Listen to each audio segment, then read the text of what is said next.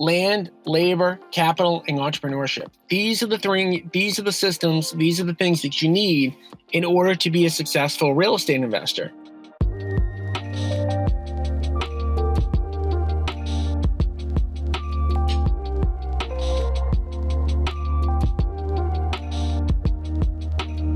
I'm in my minivan. My son is inside the hockey rink right now at a hockey camp.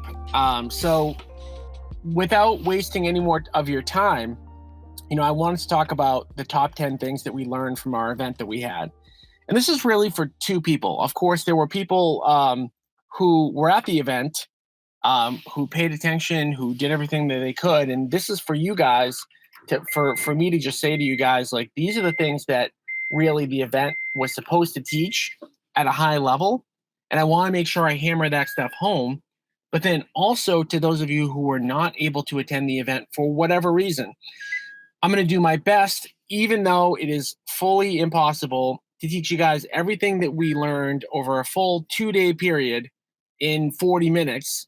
I'm going to do my best to cover the high level stuff so that you guys have a good understanding of what the event was all about. So a few things I want to cover. Number one, it was a great event. We had a great turnout. We had close to 200 people, all agents who've made the commitment to invest. Of course, you guys know sales will make you a living. Investing will make you wealthy. And we had a really, really good event. So the event started out, session number one, talking about like why systems and why systems were so important. And we talked about the fact that for every person that's in the Inner Circle coaching program, we walk you guys through a 5-step process. Step number one is to determine where you're at today. Step number two is to determine where you want to go, or essentially what you want investing to do for you. That's probably the most important question that you can answer. And I actually did ask a lot of people that specific question, and I was met in a lot of cases with answers that weren't really, they didn't know perfectly, right? So don't skip over step number two, where you want to go, what you want investing to do for you. Step number three, determine your investing vehicle. Are you going to do short-term rentals? Are you going to do flips? Are you going to do wholesales? Are you going to invest in apartments? Are you going to invest completely passively? Okay. Step number four, determine your 3 to 6 things that you need to do in your business. Step number 5 is to create a scorecard. So we talked about the fact that, let's just say that you come to the right scorecard and your scorecard says that you need to meet with 6 sellers each and every week. How are you going to actually do it? And that's what systems is all about. That's what the event was all about. How do you build systems to make sure that your scorecard is green every single week? And I showed everybody my scorecard. I talked about having a scorecard, why a scorecard is important, but also how do you create systems around that? And one of the questions that I asked everybody, which I really hope was a takeaway or something that everybody thought about. And I talked about the fact that in order to be a successful investor, you need to be like an 8, 9, or 10 out of 10 motivated to invest in real estate. It needs to be that important to you. And in fact, on day 2, we had 4 panelists that are obsessed with real estate investing, and we talked about their stories. But I explained to everybody that was in the crowd, and if you haven't decided this yet, I hope that more people come to this decision, which is, are you seriously committed to investing in real estate? And I talked about the fact that in a group, we had, close to 200 people there. In a room full of, say, 200 people, there's 3 types of people that are in that room. The first type of people are like a 0, 1, or a 2, or a 3 motivated. And those people kind of maybe just heard about investing and maybe think that investing is cool, but they're not that serious about investing. Those people are like really easy, because guess what? Those people really shouldn't do anything. Like, they should actually not pursue investing, in my opinion, because if you're not an 8, 9, or 10, you're not going to get there. And then there's the other group of people that are in the room that are in 8, 9, or 10 out of 10. And those people have committed to real estate investing and are gonna do it, right? But there's a big chunk of people in the middle. Probably at that event, there were 100 people that were in the room that were like a 4, a 5, a 6, a 7 out of 10. And that's the most challenging part. We call those people interested but not committed. Okay? Meaning that if everything fell into place, if everything was perfect, if it was convenient, they would be an investor. And I had mentioned to the group, the worst place you can be in is interested. And I mentioned to the group that the one thing more than anything else that I was hoping for at the event was to push the people that were 3, 4, 5, 6, or 7 out of 10, either to an 8, 9, or 10 out of 10, or the other way to like a 1, 2, 3 out of 10. Because at the end of the day, in order to be successful as an investor, you have to be committed. So for those of you who are listening right now, if you fall into the bucket of 3, 4, 5, 6, or 7, you have to make the commitment either to invest, or if you're not going to go all in, cross it off your list. Don't do it. Find something else to do. There are plenty of other things to kind of do in your life. So that's takeaway number 2. Takeaway number 3: land, labor, capital, and entrepreneurship. These are the systems, these are the things that you need in order to be a successful real estate investor. And we talked about land is deal finding, right? We need deal finding systems in order to produce great deals each and every week in front of us. The second thing that we need is deal funding systems, right? Because it's one thing to find them, but we also need to fund them. The third thing that we need is we need deal management systems. And I'm going to talk more about deal management systems in a second. But deal management systems are, how do we turn that deal that we found that we're able to fund into money, whether through rentals, whether through flipping, whether through assigning, etc. And then the fourth thing we need is entrepreneurship. And entrepreneurship means you have the guts, you have the courage, you have the determination that you are going to do this. Again, that goes back to the point that you either need to be like an 8, 9, or 10 out of 10, or somewhere else, just kind of like honestly forget about it. So then the fourth thing that we talked about, the fourth takeaway, was deal finding systems. And I showed everybody my scorecard every single week that we look at. And we actually looked at it today. We look at it every Tuesday at 7:30. And I have a couple of important statistics that I look at every single week.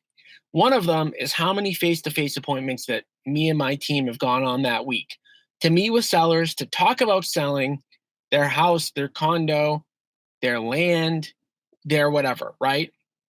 And I look at that each and every week. I have a minimum number that I want to get to 80 face-to-face appointments to talk to sellers about selling their property, right? And for you guys, that number is going to be a lot lower. For almost everybody who's on that call, on this call right now, your number is going to be way lower than 80. But you have to be able to talk to people to find deals each and every week, right? And we talked about the different ways that we can find deals. All right. How do you produce those appointments? How do you produce appointments to talk to people off market? We talked about the fact that you need to make a decision whether you're going to use money or time in order to find deals. And we talked about the fact that if we're going to use money, we're going to do things like mailers, we're going to do things like pay-per-click, we're going to do things like pay people to cold call or pay people to cold text, or we might do Facebook ads, but we're going to use our money to generate appointments. And we talked about the fact that it costs a lot of money to generate a seller appointment. On average, it costs somewhere about $1,000 per appointment to generate a seller appointment. So if you don't have a good amount of money to invest, then you need to invest your time. And we talked about the ways that we can invest our time to find deals.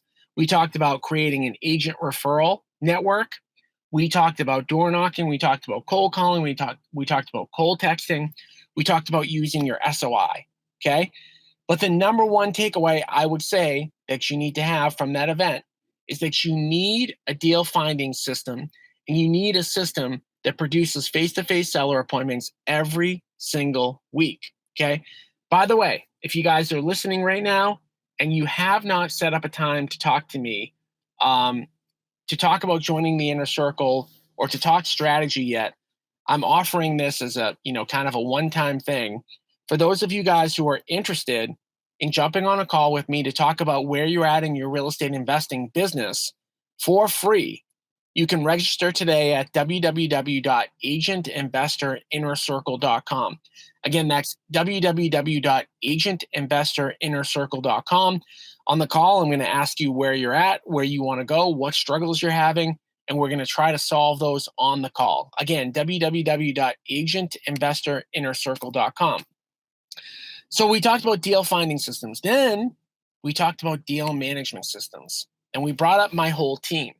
So most of you guys, and this is again, I said this like weeks leading up to the event, which is that it's really cool that you guys get to hear from me every single week.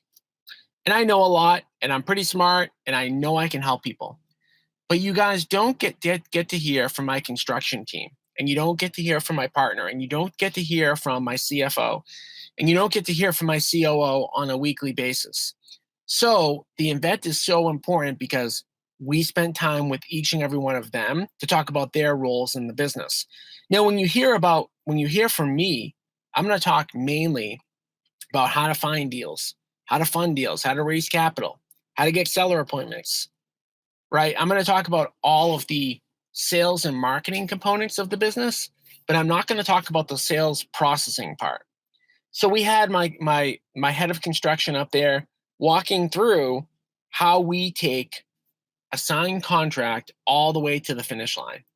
And while we went through all of those things and we showed you guys the PDFs that we use and we showed you guys the systems that we use, one thing that I suggested that for me is a top 10 event takeaway number 5, which is that if I am in an agent's shoes right now, I would focus on deal finding and deal funding systems, and I would partner with us through the inner circle on the construction element. There are so many parts of the construction element that are a challenge, and there's a lot to be built out there. I would start first with deal funding and deal finding, right? Raising money, funding deals, and finding deals. Let us handle the construction point unless that's your expertise, right? Or unless you're going to do assignment deals or you're going to do buy and holds. But for quick turn stuff, I would partner with us through the inner circle. Again, to learn more about the inner circle and to talk to me individually, go to www.agentinvestorinnercircle.com. All right. Takeaway number 6. We had a panel of 4 people up there. It was interesting because I didn't do this purposely, but 2 of the people came from other countries, and I didn't know that I didn't choose to do this, but it was interesting that it kind of worked out this way. And one of the takeaways for me is just the mindset of the 4 people that were up there. But I thought it was no coincidence that we had 2 people up there that came from a different country.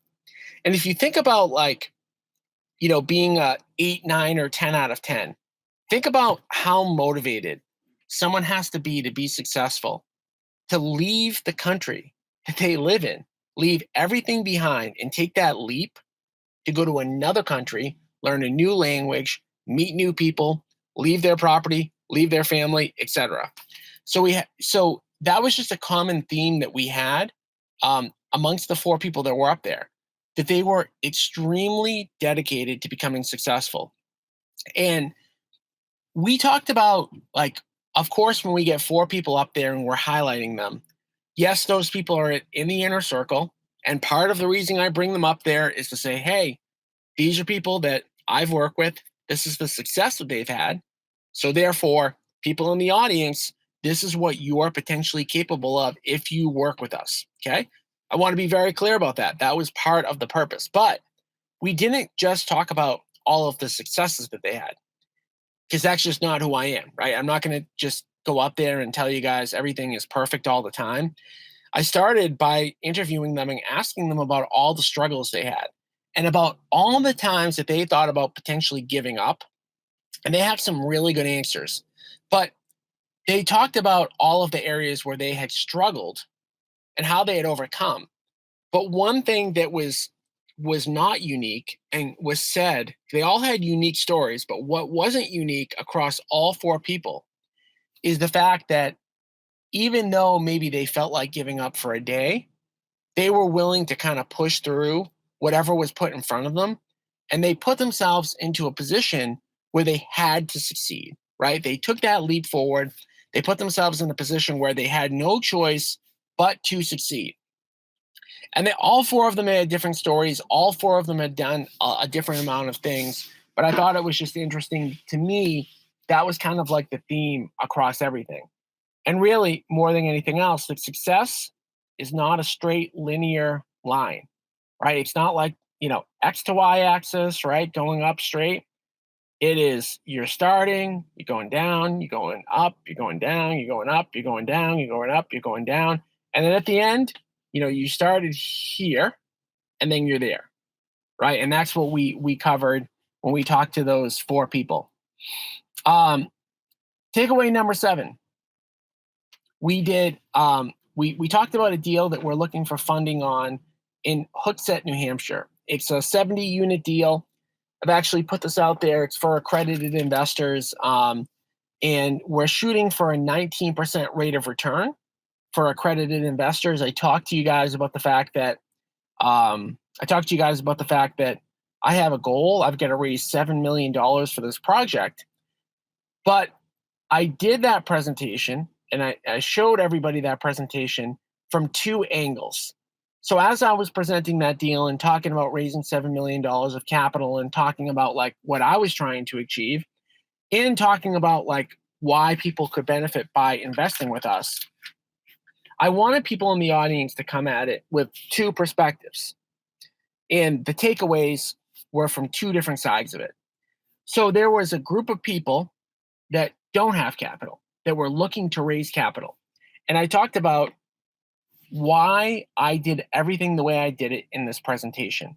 So for those of you who are out there that are thinking, hey, I don't have enough money, I need to raise capital, understand that I started with no money. And as I went into that event, even though our company has capital, I went into that event needing $7 million. So you can't tell me, hey, things are easy for you, Tom, because you're already at XYZ point. No, I'm going into that event needing not 500,000, not a million, $7 million. Okay. And so I talked about like the key components to how to raise capital, like what makes it attractive for somebody else to invest with you. And I talked about a few key things. And these were for the people in the audience that need to go out and need to raise capital. So number 1, you need to have an attractive offer. And I talked about in order to have an attractive offer, your offer needs to be higher than the stock market. Okay, so I asked everybody and I polled everybody in the audience and I said, hey, what do you guys think you would make if you put your money in the stock market? And essentially most people said 8 to 10%. And I said, I agree. That's what most people tell me too. So in order for you to raise money, right, your offer has to be more competitive than the stock market, which means that your offer needs to be more than 10%. So I said 10% is kind of like a low watermark for a deal, right? So you absolutely need to be higher than 10%, but then you have to be low enough so that you can afford to pay out that money. So it's kind of like a double-edged sword. So, what I had said to most people is that at a minimum, it needs to be 10. At most, it can probably be 18 or 19 or 20. So you have to have a good offer, but is a good offer enough? No, it's not. A good offer is not enough because anybody can say any amount, but then you have to get an audience of people to hear that offer. And I talked about the fact that most people know that they shouldn't be a secret agent, right? You need to tell people that you're an agent in order to get agent business. Well, in order to get investing business, which means deals and money, you need to tell people that you're an investor. So you want to start with your SOI and you want to have a plan to let all of your SOI know that you're an investor by promoting deals and promoting properties and talking about what you do. And everybody in your SOI needs to know that you're an investor. Okay. So you need to have a good offer. You need everybody to know picture an investor, and then you need everybody to be aware of a deal that you need money for. So then I presented the deal in Hooksett, New Hampshire, the 70 unit that we're looking for the $7 million on. And I presented it and I explained why I did what I did in the presentation. And I mentioned to everybody that joins the inner circle that you will get a copy of all of the lending capital partner presentations that I've done. So that was one other big takeaway, is just all of the things that people get by joining the inner circle, all the documents, all the coaching, etc. So then I talked about it from the perspective of, for the people that are in the room, I wanted people to look at it from the perspective of a passive investor. And I know that in a group of, close to 200 people, there were going to be people that came to that event that heard all of the blood, sweat, and tears that you need to put in to become a successful investor. And we're going to think, geez, I still want to invest, but I don't have the time to do this work, or I don't want to do this work. And I gave the example of somebody that ended up, someone that I know that actually quit trying to become a real estate active investor and deciding instead to work a job and to save $50,000 a year to give to our company, because they looked at that $50,000 a year and what we projected for returns. And they came to the conclusion that within a 7 or 8 year period, they could get $10,000 a month of passive income just by saving $50,000, $60,000, $65,000 a year and investing with us. So this is just kind of another thing to think about, and another key takeaway. One of the top 10 takeaways is that there's a lot of different paths that you can get to getting that $100,000, $150,000 a year of passive income. One way to do it is just to raise money. To use your money to be completely passive. Okay. So that was takeaway number 7. Takeaway number 8, you guys went on a bus tour with us. Okay. So day number 2, we took you to the 19 unit project that we're doing in Wakefield, Mass. It's very, very close to the office. And we walked you through, right? And you guys have been seeing, I'm sure, picture after picture after picture of me posting, having me in front of an apartment building, having my partners in front of an apartment building, of tours and all that good stuff.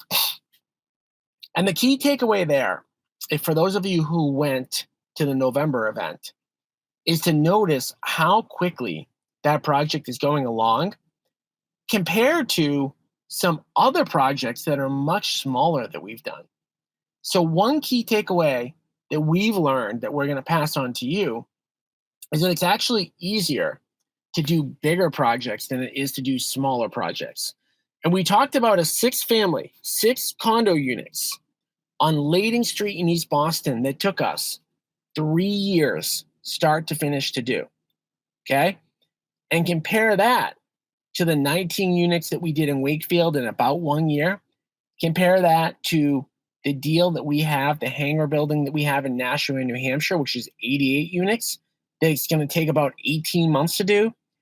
And it was our takeaway that we passed along to you, that a lot of times bigger is easier. Now you might say, well, okay, that all sounds well and good, but like why?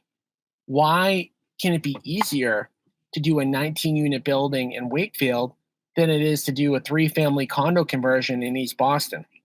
And the answer is 2 parts. Number 1, who you get to hire on these bigger deals. And number 2, geographically where these deals are located. So what we found is that doing work in Boston is oftentimes much, much more difficult than doing a project in Wakefield or Nashua, New Hampshire. Just from the perspective of what needs to be done for permits and everything else that kind of goes along with doing a project in the city. But the second thing, a key takeaway for us to pass on to you, is who you get to hire. So when you're doing a 3-family condo conversion, you think about the type of contractor that's going to do that job versus a construction company that's going to do the 88 units. It's a totally different type of company. Okay. The professionalism, the attention to detail, the attention to budget, the attention to time is a lot different. So for us, we are focused now on 50 to 100 unit buildings moving forward. All right, takeaway number 9. Takeaway number 9 was the benefits of joining Cameron. And I know some of you who are listening are already at Cameron, but we did about a 25-minute presentation on why somebody would join our company. And I always start out by talking about like the inner circle and the benefits of joining the inner circle, the ability to have one-on-one coaching with me, the ability to jump on a call once a month, the ability to partner with us on deals, the ability to get access to all of our systems and tools and everything that we've done, right? It's basically like a franchise in a box. And of course, everybody there sees the value in that. And by the way, if you still have not signed up to talk to me one-on-one for an inner circle call, this is completely for free, but just go to www.agentinvestorinnercircle.com and book a call as soon as you can. So with that being said, I talk about all the benefits of joining the inner circle. Joining the brokerage to get the inner circle access. But with that being said, I always start out when I talk about Cameron about the fact that 350 people joined Cameron Real Estate Group before we even had the inner circle, right? So before I had this coaching program add-on to Cameron Real Estate Group, 350 people already voted that Cameron was a good brokerage. And I always make this point too, because as we're growing, sometimes we still get the question of like, hey, do you have all the tools, needed to help agents? And it's a really easy question to answer when you think about it like this, right? Agents vote with their feet. Agents leave brokerages all the time. It's very easy to leave. Everybody's always getting recruited. So if we weren't 100% delivering on our promises and helping agents get from point A to point B, we would go from 355 or 360 agents, whatever we have now, down to 50 in a 6-month period, right? So if you have any doubt about whether or not we deliver on what we're supposed to be doing as a brokerage, you really don't even have to ask anybody. You can ask people that are already in our brokerage, but you don't even really have to, because if we weren't, people would be leaving in droves, okay? But then we talked about like the key components for me besides the inner circle to join Cameron. Of course, there's the 80-20 split. Of course, there's the $20,000 cap, but we've added on the disappearing cap. So every year that goes by, we reduce an agent's cap by $2,000. So the most you can pay us in year 1 is $20,000. The most you can pay us in year 2 is $18,000. The most you can pay us in year 3 is $16,000. The most you can pay us in year 4 is $14,000, and it keeps going down and down and down. And I talked about why I did that.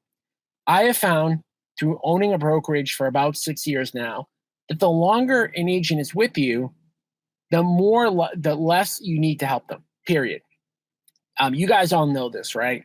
If you've been an agent for 10 or 15 years, the amount of help that your brokerage gives you on a day-to-day basis is going to be a lot less than on day one.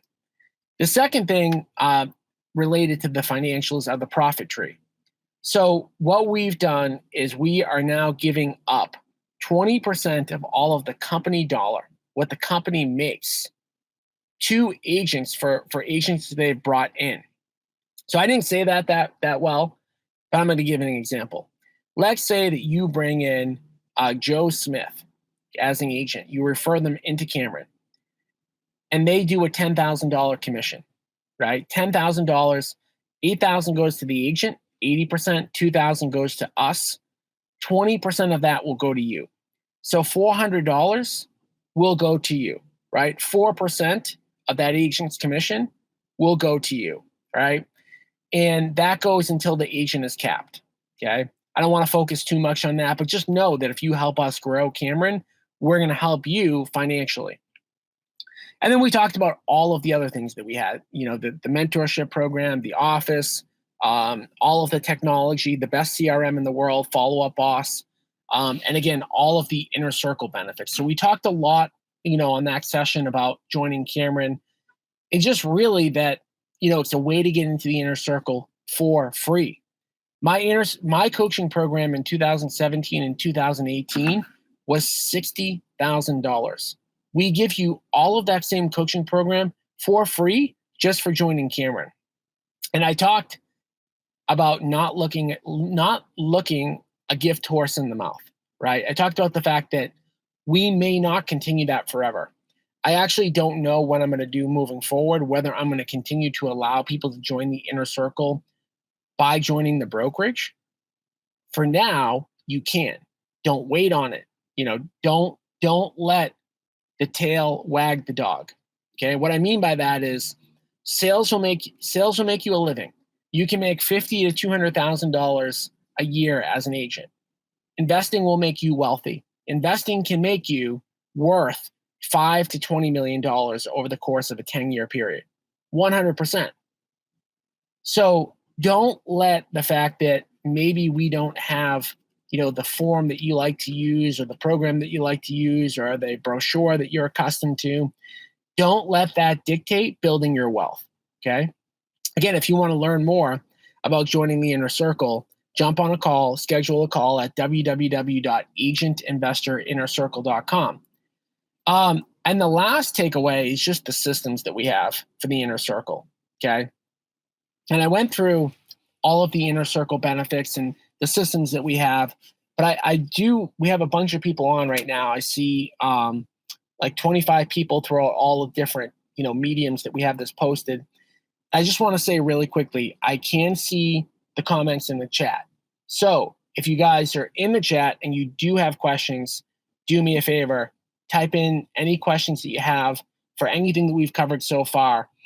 But biggest takeaways for the inner circle. Number one, 24/7, 365 access to me whenever you need me through Facebook Messenger, through email. Unlimited membership, right? Most coaching programs are 3 months, 6 months, 12 months. This is unlimited lifetime. You join the inner circle, you're in for life. Why? Because you're not going to get to that $10 million net worth in a year. So I'm not going to cut you off in 6 months because the program's for 6 months, even though it's going to take a while, right? Third thing, the ability to partner with us. If you become a deal finder, if you become a capital raiser, you can work with us on deals that you find. Anything that's off market, not only will we partner with you, we will come up with the offer that you need to offer. We will go on the appointment with you. We will run the budget for you. We will go there. We will analyze the deal with you. Okay? So I talked about and gave a couple examples of people over the course of time that have partnered with us on deals. The average profit on a deal that we partner with are $60,000. That means you get $30,000, we get $30,000. You had to come up with zero of the money. You had to have zero construction expertise in order to do that deal. Then we talked about all the systems that we give away. And I don't have time to show all this stuff now because we're just doing a recap, but everything that we do has been systematized and documented. That is stuff that we give to people that are in the inner circle. That is stuff that you can look at. That is stuff that you can use, right? So we talked about the ability to have every single event that we have a private dinner for inner circle members. And we had, 25 or so inner circle members at the dinner on Wednesday night that we had at the hotel in Woburn, the Crown Hotel in Woburn. It was really cool to kind of catch up with a lot of people that are already in the inner circle, have dinner with them, talk to them, see how their business is going, and all that good stuff. So those were kind of the takeaways, right? But just to wrap, and again, if you guys have any questions, type them into the chat box. But for me to kind of just like wrap on this in general, I think for everybody that's on here, I just want to say this. Investing will make you wealthy. Sales will make you a living. Sales will make you a living. Investing will make you wealthy. Decide where you're at. You need to be an 8, 9, or 10 out of 10. If you're going to do this, you have to be committed, okay? Just because you're committed, it doesn't mean you need to go out and do a deal tomorrow. It means that you first start by number one, joining the inner circle, and number two, committing to getting educated. Okay. The more you learn, the more you earn. And I know I'm just kind of spitting out like, phrases right now, but I really mean that stuff. So I want you guys to kind of think through that. Think through like whether investing makes sense for you. Don't just be interested in investing. Investing is cool. It's something cool. It is interesting, right? But either get yourself to say, hey, I'm never going to invest. I'm going to be a 0, a 1, or a 2. Or get yourself to say, hey, I'm an 8, 9, or a 10. Join the inner circle. But don't just join the inner circle. If you join it, take advantage of all the resources that you guys have. So again, I apologize for starting out, with no audio and in a parking lot right now, right? Because my son's in there. He's about to wrap up on his camp for today. So thank you guys for jumping on. Next week, I promise it'll be a lot more visually appealing. I won't be in a parking lot. I'll be back at the office, and we're going to be interviewing the one and only Bob DeVito. So we'll be back again next week. Thank you guys for jumping on. And don't forget, when you're in your car, when you are driving around, listen to the Agent Investor podcast. It's the easiest way that you can get educated for free. www.agentinvestorpodcast.com.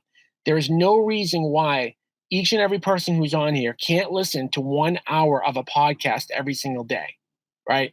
There's no reason why. Listen to the Agent Investor podcast. Find another couple podcasts that you're interested in. Listen to 1 hour per day, because you can do that while you're driving to and from appointments. You can do that. You can do that while you're cleaning your house. You can do that while you're at the gym. You can do that while you're going for a walk. You can do that in your downtime. www.agentinvestorpodcast.com.